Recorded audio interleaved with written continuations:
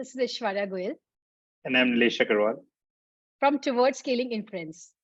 Towards Scaling Inference is a place where you can learn about ML deployments from zero to scale.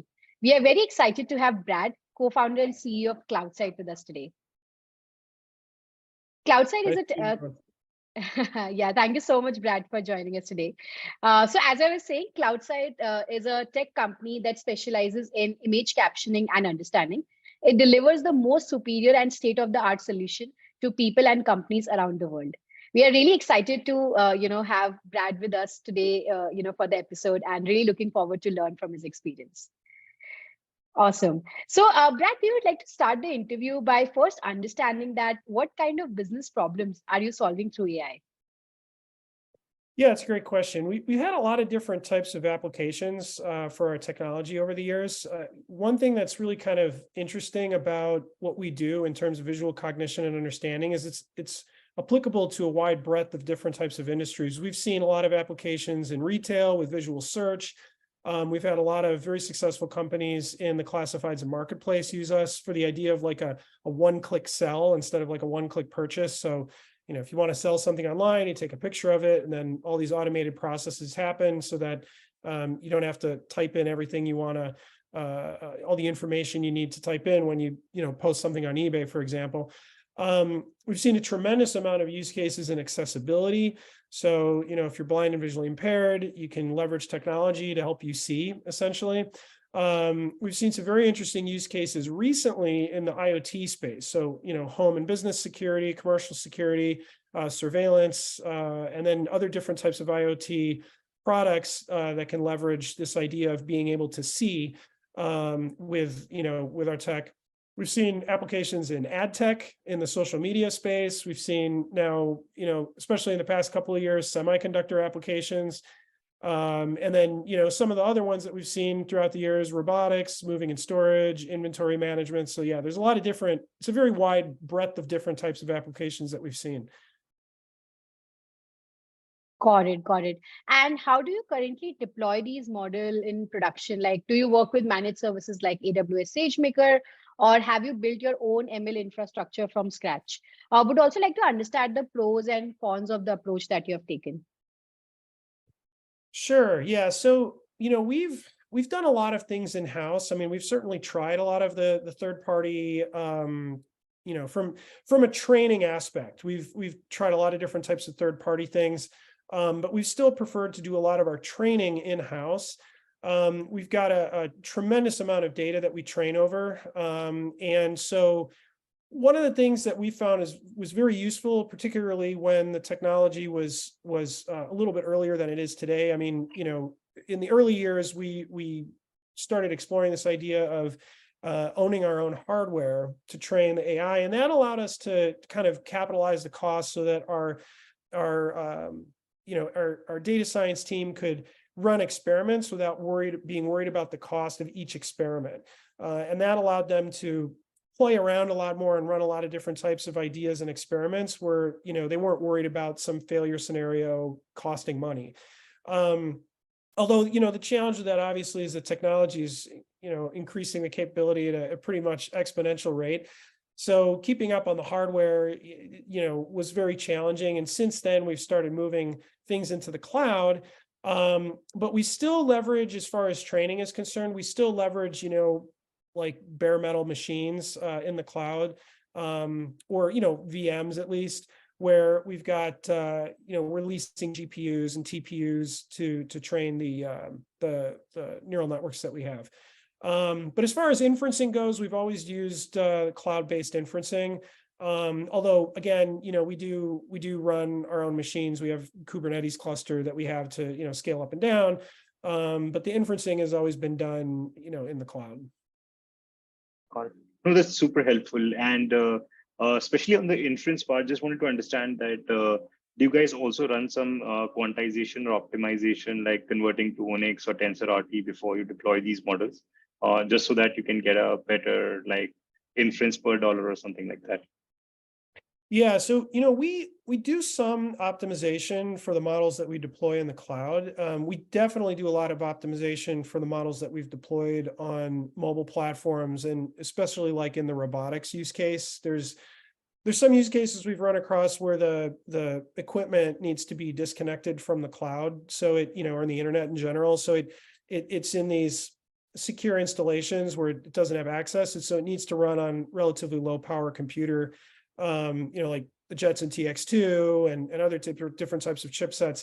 So in those cases, we do quite a bit of optimization in order to get the models to run optimally with less memory, low power deployments. We've had recently a lot of success deploying some of the neural networks that we made onto Apple's based Core platform. ML. Yeah, and that's worked really well for us. And although there's some optimization there, we haven't had to do as much as some other types of platforms. Got it. And what about the cloud models? Have you done it like for your cloud inference services, where you also, let's say, PyTorch, TensorFlow, do you which is the framework that you use for training? Yeah, we used TensorFlow quite a bit at the beginning, but we had a lot of challenges. Now, I think a lot of this had to do with us using very early versions of TensorFlow, but we had a lot of issues with the serialization layer between, the TensorFlow, like basically the core ABIs, and then also the Python layer. So there was a lot of slowdown between the way it would serialize the data, and training was very slow with TensorFlow. Once we moved over to PyTorch, a lot of those headaches went away. So since then, we've been mostly PyTorch based. But we still do have some things running in production that are using TensorFlow. But most of our training these days is all with PyTorch. Got it. And for deploying these cloud-based inference workloads, do you have also different use cases like real-time batch streaming, and have you built different infra, or how do you build for all of these use cases? Yeah, that's a great question. So we do optimize in batches during the inferencing phase. So for customers, typically when images come in, we'll try to fill up as much of a flash to the GPU as possible. But that's not always possible, and so we try to optimize the response time versus the amount of images that we have coming in. So we have a pretty sophisticated infrastructure that we've built out that helps us deal with those use cases. But yeah, it definitely is something we like to optimize in production, because we have an entire batch we can use. We don't want to just waste it on one image. So if we have some images in the queue, then we'll run them all through the GPU all at once. So that in production, that certainly helps. For the still images case, in the video case, we have a particular neural network that looks at video streams. And then so in that case, it gets a little bit more challenging to try to optimize in batch. Some of that's taken care of because of the way it buffers the image, but yeah, so that's kind of the long and short of it. Got it. And you have mostly built in-house infra for handling all these cases where your inference router is smart enough to understand that, okay, now I should dynamically batch it. So you have created complexities like dynamic batching, I'm assuming, right? In your infra. Correct. Yeah. I mean, we built our infra over the last, 3, 4, 5 years, is kind of the latest iteration of it. And, when we were building it out, there weren't really any very good industry solutions available for doing, turnkey cloud infra. So it's these days, I think there's more companies that are starting to take a look at that, but at least initially, nothing was out there. So we had to build a lot of this stuff internally. Got it. And what kind of a time investment and challenges did you face to build this out to the level which you thought now it's a very stable piece of infra? Yeah, the current iteration of it we worked on for the past, we've had it in production, I think, for about 5 years. So, figure, we've been around almost 11 years now. The version that we had before that was running in place for some time. We learned some things from that. We built, some new things, and that's been in production now for a while. We fine-tuned it a little bit. So Yeah. I mean, it's been quite a long time. Got it. Got it. No, that's super helpful, Brad. And in terms of your model serving runtime, since you're saying that most of the models are now based out of PyTorch, are you using some containers like Triton, like fast API based containers, or like what kind of containers are you using to serve these inference requests? Because like currently there are a lot of like open source, like you can use Pentos, ML, and Triton, ThoughtScript, or a lot of these kind of frameworks. So are you like doing this, or have you built the containers also yourself in the whole? We built a lot of our own custom containers to serve up the inferencing. We've got a container for each one of the microservices that runs in the background that pulls images off a queue and processes them. So we had to build all this stuff custom over the years. It's a pretty sophisticated system.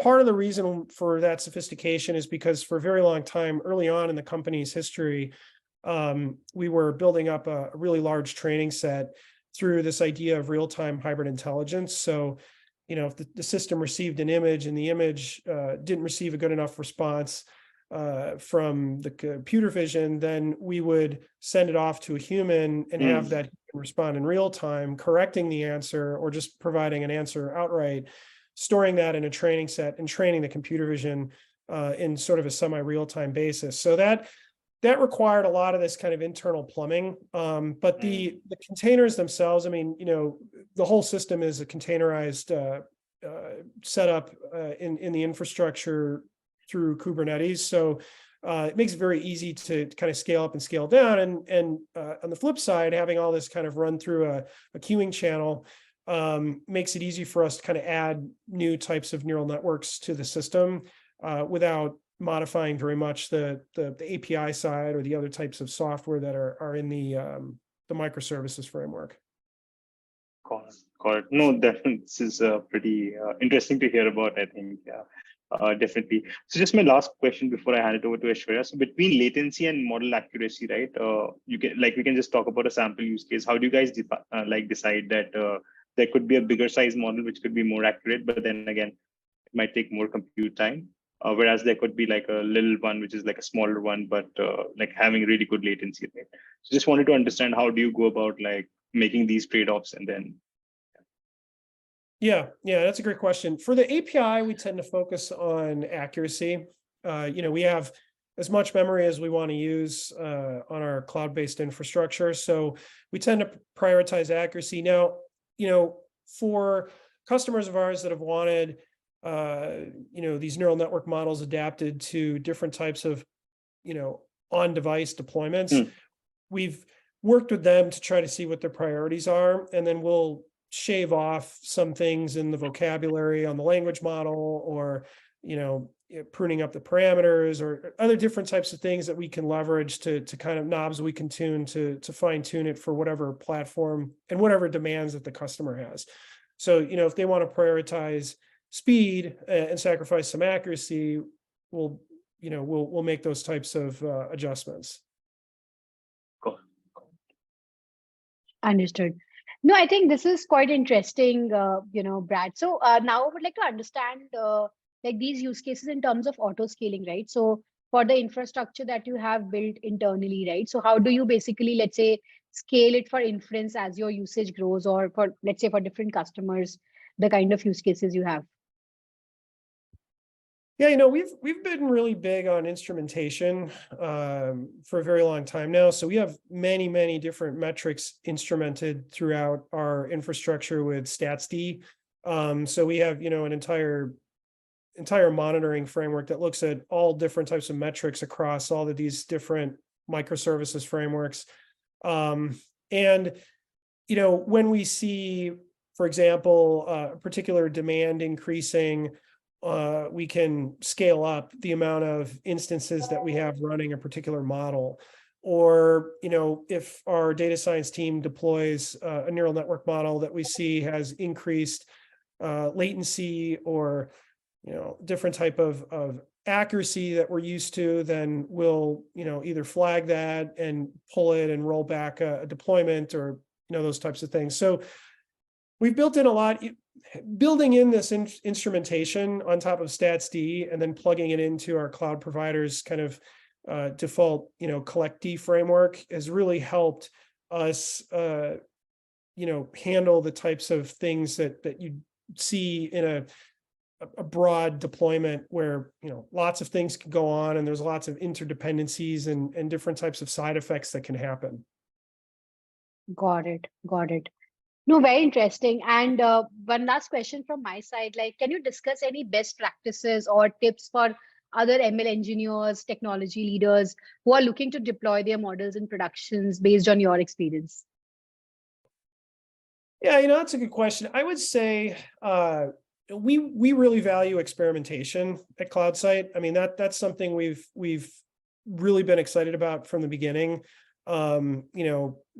Play around basically, and I think this goes for not only AI companies that are looking to develop different types of neural networks, different types of technologies, but also for companies on the consuming side of AI. So, we would consider our clients or other types of companies building products that might use AI is to experiment. We've seen a lot of companies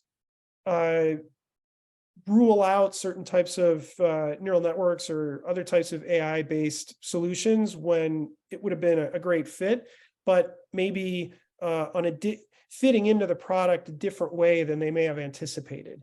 And those types of companies we've noticed, because we've talked to so many of them now over the years, those type of companies tend to get really stuck in their market, while companies that are much more agile and like to experiment and have their team play, those companies tend to innovate very quickly and overtake the companies that are not as, free to imagine.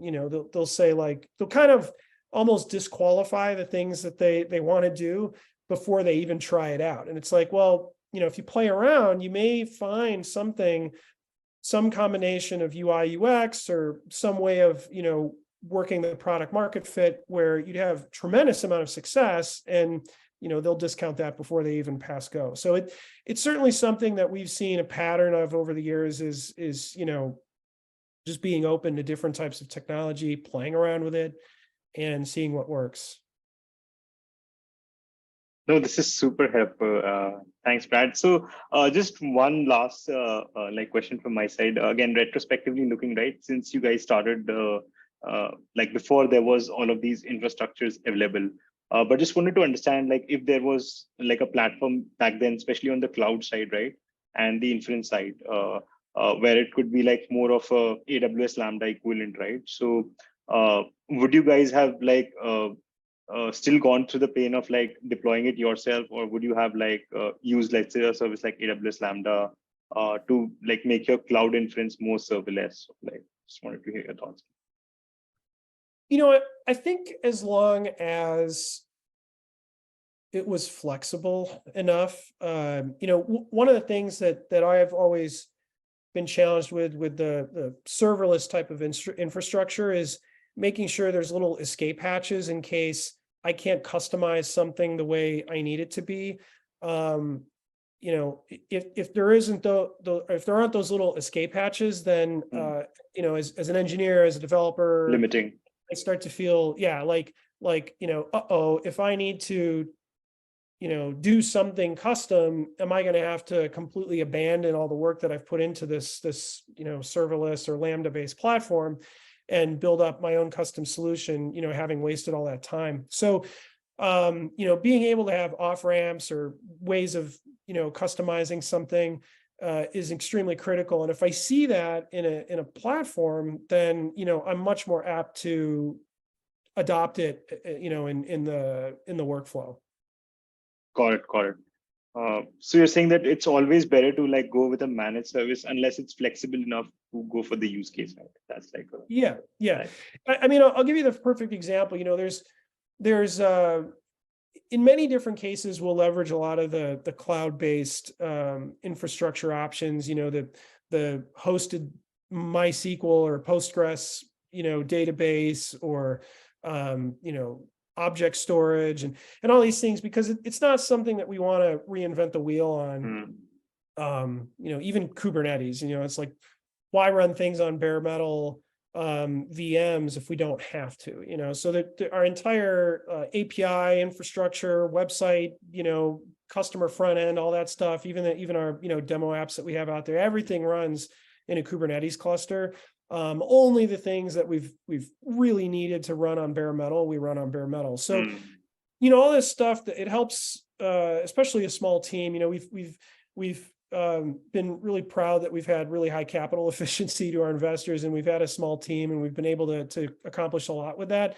But having great tools, like in the cloud-based infrastructure, things that we can leverage and move quickly, definitely helps. The only thing that we're always kind of mindful of on cloud-based tools, or some Lambda-based tools and things like that, serverless, is to just take a look and see what the pricing model is, because if it's based on, we have to deal with a tremendous amount of volume. I mean, case in point, we have somewhere around 200 to 300 terabytes of training data. So when it comes to metered usage, we're always very mindful of, okay, do we really want to go that route, or should we just kind of, if it's minimal, should we build something because it saves on a tremendous amount of cost on things that are metered based on, per image or other types of basis, versus something that, it might just be hourly or per gigabyte month or something like that. Got it. No, this is super helpful. Yeah. No, I think all your questions, I think all the answers, that you have kind of shared are quite insightful, specifically because you come with like so much of experience in the space, and how you have fundamentally built the entire stack with so much, I would say, like focus, and at the same time making sure that the customer experience is not hampered. So I think we really loved the conversation and learned a lot. I'm sure that the audience who is listening to, to the episode, they'll also benefit from it. Thank you so much once again, Brad, for taking out time for the session. Really appreciate it. Absolutely. Yeah. Thanks for having me on. Great to chat with you guys.